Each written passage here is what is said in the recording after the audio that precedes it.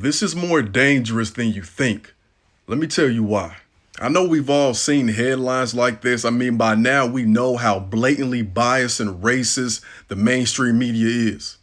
But we got to keep talking about this, y'all, because one of the reasons why Jordan Neely can be murdered and painted as a criminal is because of media headlines and articles like this.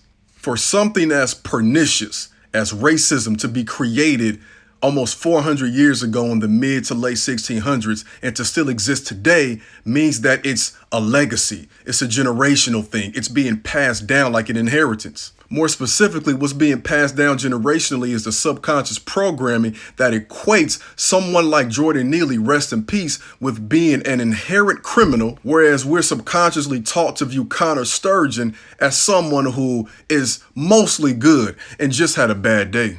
Racist headlines like that are being supplanted in our subconscious, the place where implicit and explicit bias is formed. And scientists estimate that 95% of our brain activity is unconscious.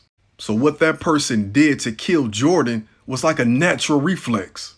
What this means is 95% of what we do on a regular basis is something that we don't even consciously think about. We just do it because it had been taught to us so much in such a formulaic manner that we digested it and it became a part of our very existence.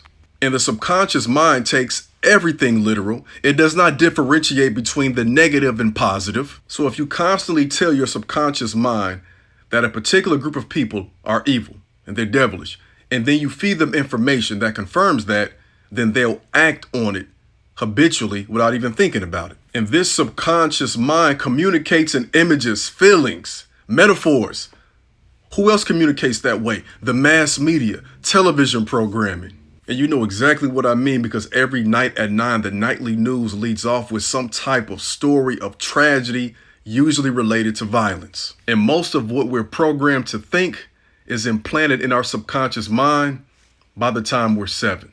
So how do we change this? In the long term, we have to be very cognizant about the images, the words, and the environment that we're allowing to impact and enter our mind.